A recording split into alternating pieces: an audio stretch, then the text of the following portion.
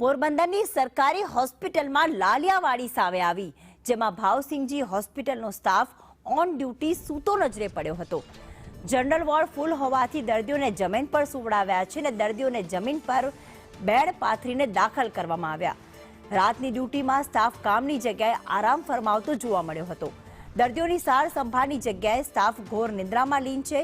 Table છે, maze છે, ખુરશી પર સ્ટાફ અને નર્સ છે આરામ કરતા દેખાયા હતા। સરકારી હોસ્પિટલમાં ખાનગી હોટેલ જેવા દ્રશ્યો જોવા મળ્યા, કારણ કે દર્દી જમીન પર સૂઈ રહ્યા છે, જ્યારે જે હોસ્પિટલનો સ્ટાફ છે તે જે બેડ છે તેના પર આરામ ફરમાવતો નજરે પડ્યો હતો।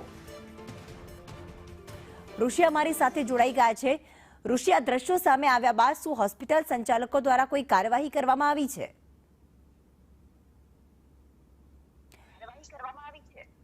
જી પ્રીતિ, હજુ સુધી તો કોઈ કાર્યવાહી કરવામાં નથી આવી, પરંતુ અવારનવાર સ્થાનિકો અને જે સામાજિક આગેવાનો છે તેમના દ્વારા અનેકવાર ફરિયાદો કરવામાં આવે છે કે રાત્રિના સમયે જે મેડિકલ સ્ટાફ છે તે કુંભકરણની નિંદ્રામાં સૂઈ જાય છે અને જે દર્દીઓ છે તેમને પણ હાલાકી ભોગવવાનો વારો આવે છે।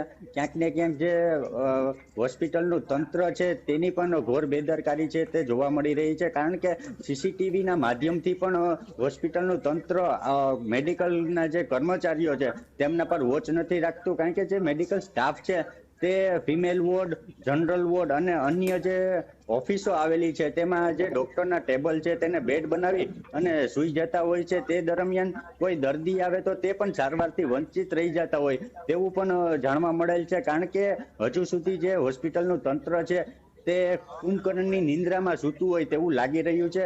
જેમ મેડિકલનો સ્ટાફ કુંભકર્ણની નિંદ્રામાં સૂતો, એવી જ રીતે તંત્ર પણ હજુ નિંદ્રામાં હોય તેવું લાગી રહ્યું છે।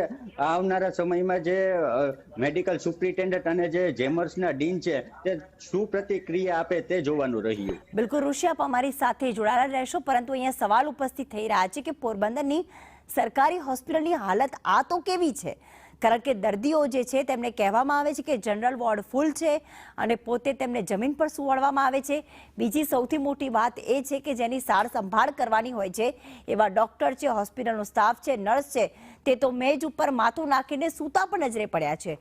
નાઇટ ડ્યુટી એટલા માટે આપવામાં આવે છે કે ઇમરજન્સી હોય કે પછી દર્દીને સારવાર આપવાની હોય, પરંતુ અહીંયા સ્ટાફ તો ઊંઘતો ઝડપાયો। ઋષિ અમારી સાથે જોડાયેલા છે। ઋષિ, જે પ્રમાણે સ્ટાફ ત્યાં ઊંઘતો ઝડપાઈ રહ્યો છે, દર્દીઓની હાલત કેવી છે અને પોરબંદરમાં અત્યારે સિવિલ હોસ્પિટલમાં જે હાલત થઈ છે, શું માત્ર એક દિવસનો આ વિડીયો છે કે દર્દીઓનું ફરિયાદ છે કે હંમેશા આ રીતે ડોક્ટર સૂતા જ હોય છે?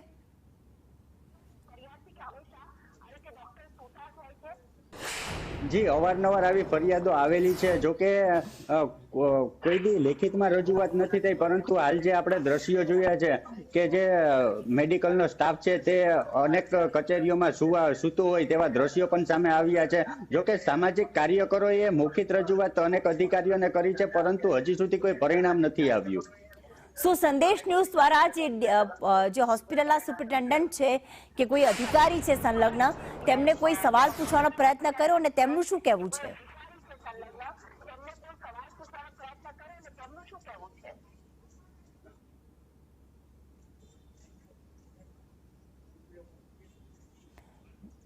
જી ઋષિ, લાગે છે કે ટેકનિકલ કારણોસર અમારો અવાજ નથી પહોંચી રહ્યો। આભાર ઋષિ અમારી સાથે જોડાવા બદલ।